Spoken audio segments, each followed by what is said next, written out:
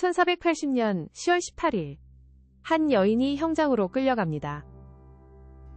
그녀의 이름은 어우루동.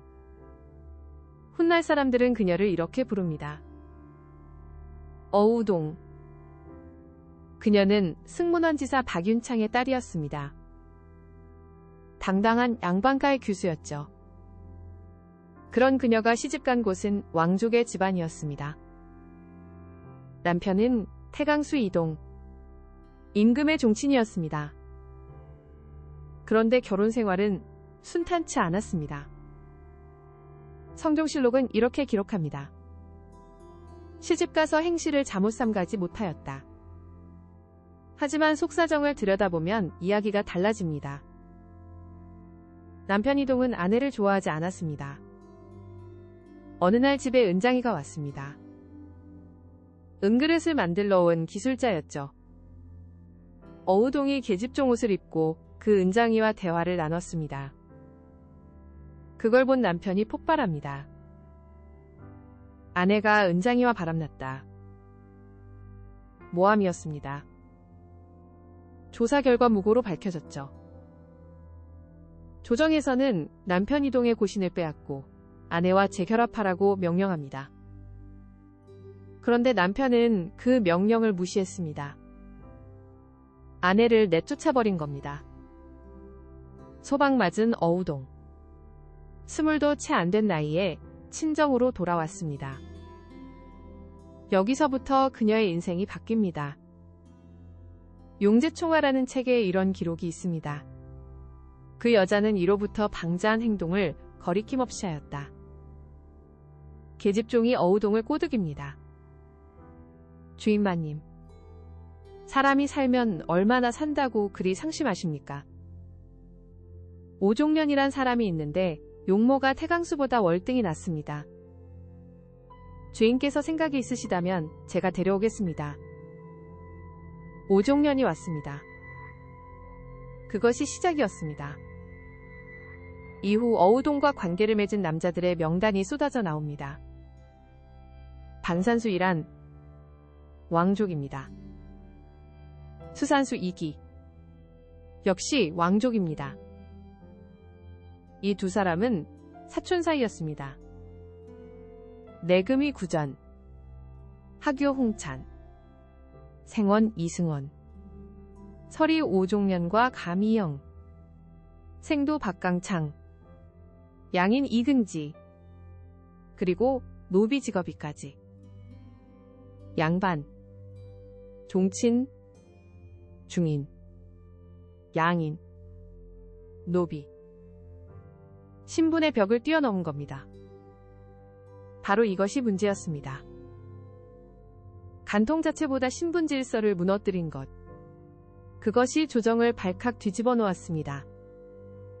성종 11년 6월 13일. 의금부에서 국문이 시작됩니다.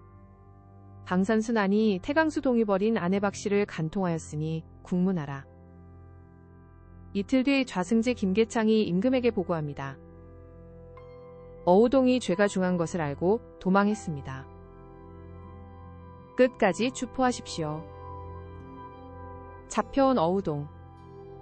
그녀에게 어떤 형벌이 내려졌을까요? 당시 조선의 법률인 대명률에 따르면 유부녀의 간통은 장 90대입니다. 사형이 아닙니다. 의금부에서 조율한 형량도 마찬가지였습니다. 결장 100대의 유배 2000리. 이것이 법에 맞는 판결이었습니다. 그런데 성종이 끼어듭니다. 이 여자를 죽이지 않으면 뒷사람을 징계할 수 없다. 신하들이 반대합니다. 정창손이 말합니다. 죄가 무겁기는 합니다. 하지만 조종의 전례에 따라 법률대로 처리하소서. 김국광도 반대합니다. 죄가 가증스럽다고 율 밖의 형벌을 적용하면 자의적으로 법을 바꾸는 실마리가 됩니다. 채수도 말합니다. 어우동의 죄는 무겁습니다. 하지만 율은 사형에 이르지 않습니다. 법률 전문가들이 모두 반대했습니다. 그런데 성종의 뜻은 완강했습니다. 사율을 적용하라. 사율. 법률에 없는 율입니다. 왕이 직접 만든 법으로 사형을 명령한 겁니다. 10월 18일 의금부에서 최종 형량이 올라옵니다. 죄목은 남편을 배반하고 도망하여 개가한 자. 형량은 교부대시, 즉시 교수형. 그날 어우동의 목에 올가미가 걸렸습니다. 그런데 상대 남자들은 어떻게 됐을까요? 방산수일한 왕족입니다. 가벼운 처벌. 수산수이기 역시 왕족. 가벼운 처벌. 어유소. 병조판서와 이조판서. 좌찬성을 지낸 최고의 중신. 석방. 2년 뒤인 성종 13년 8월 8일 관련자 전원이 풀려났습니다. 여자는 죽고 남자들은 살았습니다. 왜 성종은 법을 어기면서까지 어우동을 죽였을까요? 당시 성종에게는 골칫거리가 있었습니다. 바로 왕비 윤씨, 훗날 패비 윤씨로 불리는 그 여인입니다.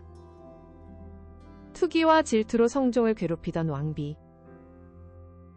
어우동 사건이 터진 시기는 성종이 윤씨 문제로 가장 시달리던 때였습니다. 그것이 어우동에 대한 판결에 영향을 줬다는 추측이 있습니다. 또 하나의 이유가 있습니다. 성종은 성리학 이념을 전국에 확산시키려 했습니다. 유교적 도덕 질서를 세우려던 시기였죠.